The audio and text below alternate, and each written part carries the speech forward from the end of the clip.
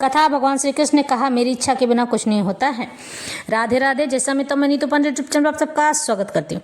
इस प्रसंग का वर्णन श्रीमद् भगवद गीता मिलता है। इस प्रसंग में भगवान श्री कृष्ण आज अर्जुन को समझाते हैं कि हे अर्जुन, तुम चाहे जो कर लो या जिस प्रकार से भी मना करते रहो, लेकिन होगा वही जो मैं चाहता हूँ, और मेरी इच्छा के बिना एक भी कार्य संपन्न नहीं हो सकता है। स्वभावजेन कौन्तेय निबद्धः स्वेन कर्मणा कर्तुम नेच्छसि यन्मो हाथ करी वशो अपि तत्। इस समय तुम मोहवश मेरे निर्देश के अनुसार कर्म करने से मना कर रहे हो, लेकिन हे कुंती पुत्र, तुम अपनी ही स्वभाव से उत्पन्न कर्म द्वारा बाध्य होकर वही सब करोगे जो कि मैं चाहता हूँ। भगवान श्री कृष्ण यह बात अर्जुन को प्रत्यक्ष बात कह रहे हैं, सामने खड़े होकर कह रहे हैं और समझा रहे हैं कि तुम्हें वही करना होगा जो मैं चाहता हूँ। मेरे बिना तो एक पत्ता नहीं हिल सकता है, फिर तुम कैसे मेरी बात से बाहर जा सकते हो।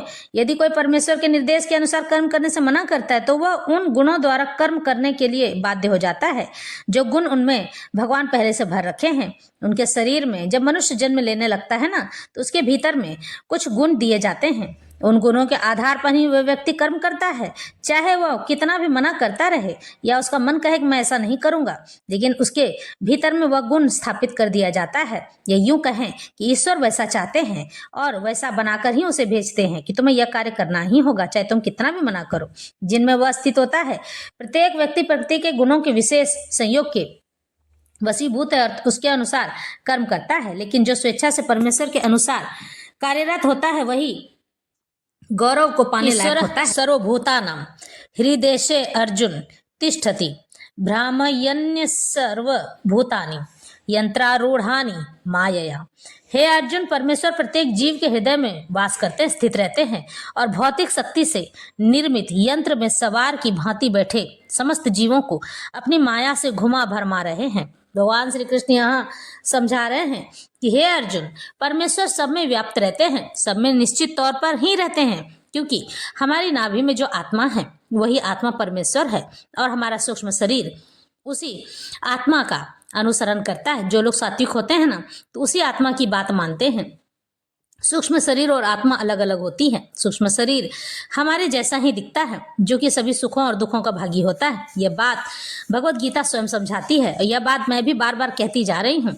लेकिन अर्जुन परम ज्ञाता न था और लड़ने या न लड़ने का उसका निर्णय उसके क्षुद्र विवेक तक सीमित हो गया था। भगवान कृष्ण ने उपदेश दिया कि जीवात्मा व्यक्ति ही सर्वे सर्वा नहीं है, भगवान यानी कि सब कुछ करने वाला नहीं है। भगवान या स्वयं कृष्ण अंतर्यामी परमात्मा रूप में हृदय में ही स्थित होकर जीव को निर्देश देते हैं। शरीर परिवर्तन होते ही जीव अपने विगत कर्मों को भूल जाता है, लेकिन परमात्मा जो भूत वर्तमान तथा भविष्य का ज्ञाता है, उसके समस्त कार्यों का साक्षी रहता है। इसलिए जीवों के सभी कार्यों का संचालन इसी परमात्मा द्वारा किया जाता है। जीव जितना योग्य होता है उतना ही पाता है और उस भौतिक शरीर द्वारा वहन किया जाता है, जो परमात्मा के निर्देश में भौतिक शक्ति द्वारा उत्पन्न किया जाता है। जो ही जीव को किसी विशेष प्रकार के शरीर में स्थापित कर दिया जाता है, वह शारीरिक अवस्था के अंतर्गत कार्य करना प्रारंभ कर देता है। अत्यधिक तेज मोटर कार में बैठा व्यक्ति कम तेज कार में बैठे व्यक्ति से अधिक तेज जाता है, भले ही जीव अर्थात चालक एक ही क्यों ना हो। इसी प्रकार परमात्मा के आदेश से भौतिक प्रकृति एक विशेष प्रकार के जीव के लिए एक विशेष शरीर का निर्माण कर देती है, जिससे वह अपनी पूर्व इच्छाओं के अनुसार कर्म कर सके। जीव स्वतंत्र नहीं होता है। मनुष्य को यह नहीं सोचना चाहिए कि वह भगवान से स्वतंत्र है। व्यक्ति तो सदैव भगवान के नियंत्रण में रहता है, इसलिए उसका कर्तव्य है कि वह शरणागत हो, और अगले श्लोक का यही आदेश है। भगवान श्री कृष्ण यहाँ अर्जुन को समझाते हैं कि हे अर्जुन, किसी भी कार्य अच्छे कार्य को करने के लिए पूर्ण रूप से मुझे ही समर्पित कर दो। मैं ही हूँ जो सभी कार्यों का सर्वे सर्वा हूँ, सब कुछ करता हूँ और सबके लिए नियुक्त करता हूँ। यद हंकार माश्रित्य न युक्तस्य इति मनस्य मिथ्यैष व्यवसायस्ते प्रकृतिस्तवाम नियोक्ष्यति। यदि तुम मेरे निर्देश के अनुसार कर्म नहीं करते हो और युद्ध में प्रवृत्त नहीं होते हो, तो तुम कुमार्ग पर जाओगे। तुम्हें अपने स्वभाववश युद्ध में लगना होगा। इस तरह से भगवान श्री कृष्ण अर्जुन को समझाते हैं कि अर्जुन एक सैनिक था और क्षत्रिय स्वभाव होकर लेकर जन्मा था। अतएव उसका स्वाभाविक कर्तव्य था कि वह युद्ध करे, लेकिन मिथ्या यानी कि बेकार का अहंकार करके वह डर रहा था। और कि अपने गुरु पितामह तथा मित्रों का वध करके वह पाप का भागी तो नहीं हो जाएगा। वास्तव में वह अपने को अपने कर्मों का स्वामी जान रहा था, मानो वही ऐसे कर्मों के अच्छे बुरे फलों का निर्देशन कर रहा हो। ऐसा लगता था कि जैसे अर्जुन ही इसका फल प्रदान करेगा जो वह कर्म करेगा। वह भूल गया कि वहां पर साक्षात भगवान उपस्थित हैं और उसे युद्ध करने का आदेश दे रहे हैं। यही है बद्ध जीव की विस्मृति, यानी कि जो माया भगवान जो सबके मन पर डाल देती है और वही हमें भरमाती रहती। परम पुरुष निर्देश देते हैं कि क्या अच्छा है और क्या बुरा है, और मनुष्य को जीवन सिद्धि प्राप्त करने के लिए केवल कृष्ण भक्ति में कर्म करना है। कोई भी अपने भाग्य का निर्णय नहीं ऐसे नहीं कर सकता है जैसे भगवान कर सकते हैं। इसलिए सर्वोत्तम मार्ग यही है कि परमेश्वर से निर्देश प्राप्त करके कर्म किया जाए। भगवान या भगवान के प्रतिनिधि स्वरूप गुरु के आदेश की वह कभी भी उपेक्षा न करे। भगवान के आदेश को बिना किसी हिचक के पूरा करने के लिए कर्म करे। इससे सभी परिस्थितियों में सुरक्षित रहा जा सकेगा।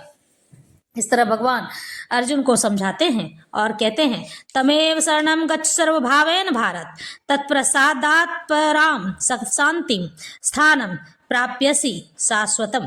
हे भारत, सब प्रकार से उसी की शरण में जाओ, उसकी कृपा से तुम परम शांति को तथा परम नित्य धाम को प्राप्त कर सकोगे। इसलिए जीव को चाहिए कि प्रत्येक हृदय में स्थित भगवान की शरण ले। इससे संसार के समस्त प्रकार के दुखों से छुटकारा मिल जाएगा। ऐसी शरण पाने से मनुष्य न केवल इस जीवन के सारे कष्टों से छुटकारा पा सकेगा, अपितु अंत में वह परमेश्वर के पास पहुंच जाएगा।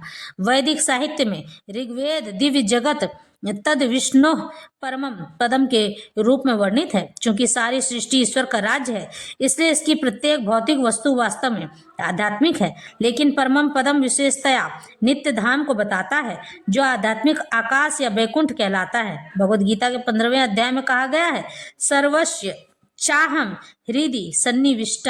भगवान प्रत्येक जीव के हृदय में स्थित हैं। इसलिए इस कथन की मनुष्य अंतः स्थित परमात्मा की शरण ले का अर्थ है कि वह भगवान कृष्ण की शरण ले।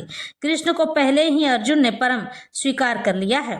10वें अध्याय में उन्हें परम ब्रह्म परम धाम के रूप में स्वीकार किया जा चुका है। अर्जुन ने कृष्ण को भगवान तथा समस्त जीवों के परम धाम के रूप में स्वीकार कर रखा है। इसलिए नहीं कि यह उसका निजी अनुभव है, वरन इसलिए भी कि नारद आसित केवल व्यास जैसे महापुरुष इसके प्रमाण कहे गए हैं। इस तरह से भगवान श्री कृष्ण आज अर्जुन को बार बार समझाते हैं कि मेरे इच्छा के बिना तुम कोई कार्य नहीं कर सकते। इति ते ज्ञान माख्यातम गुम्हाद गुम्हतरम मया विस्मृत्येत देशेन यच्छेसि तथा कुरु। इस प्रकार मैंने तुम्हें गुप्त ज्ञान बतला दिया है, इस पर पूरी तरह से मनन करो और तब जो चाहो सो करो। भगवान ने पहले ही अर्जुन को ब्रह्मभूत ज्ञान बतला दिया था, जो कि केवल ईश्वर को जानने वाला है। जो इस ब्रह्मभूत अवस्था में होता है वह प्रसन्न रहता है, न तो वह शोक करता है और न ही किसी वस्तु की कामना करता है। ऐसा गुप्त ज्ञान के कारण होता है। कृष्ण परमात्मा का ज्ञान भी प्रकट करते हैं। यह ब्रह्म ज्ञान भी है, लेकिन यह उससे श्रेष्ठ कहलाता है। यहाँ पर यच्छेसी तथा कुरु, जैसी इच्छा से हो वैसा करो, यह सूचित करता है कि ईश्वर जीव की यत्किंचित स्वतंत्रता में हस्तक्षेप नहीं करते, यानी कि उसकी मनोकामना पूर्ण करने में हस्तक्षेप नहीं करते हैं।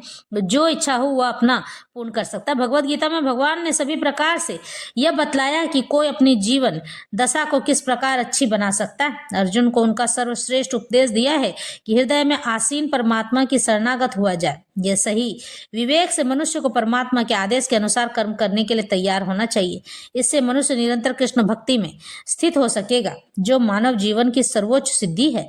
अर्जुन को भगवान प्रत्यक्षतः युद्ध करने का आदेश दे रहे हैं। भगवान शरणागत होना जीवों के सर्वाधिक हित में है, इसमें परमेश्वर का कोई हित नहीं है। शरणागत होने के पूर्व जहां तक बुद्धि काम करे, मनुष्य को इस विषय पर मनन करने की छूट मिली है और भगवान के आदेश को स्वीकार करने की यही सर्वोत्तम विधि है। ऐसा आदेश कृष्ण के प्रामाणिक प्रतिनिधि स्वरूप गुरु के माध्यम से भी प्राप्त होता है। यहाँ भगवान श्री कृष्ण पूर्ण रूप से अर्जुन को समझाते हैं और कहते हैं कि हे अर्जुन, देखो, सोचो और समझो कि किस प्रकार से यह संपूर्ण किया जा सकता है, किस प्रकार से इन चीजों को मिटने से रोका जा सकता है। भगवान श्री कृष्ण इस बात को समझाते हुए कहते हैं अर्जुन को कि हे अर्जुन, जागो, जागने का समय हो गया है। सदा सर्वथा मेरे लिए कार्य करो और किसी के लिए करने की आवश्यकता नहीं है।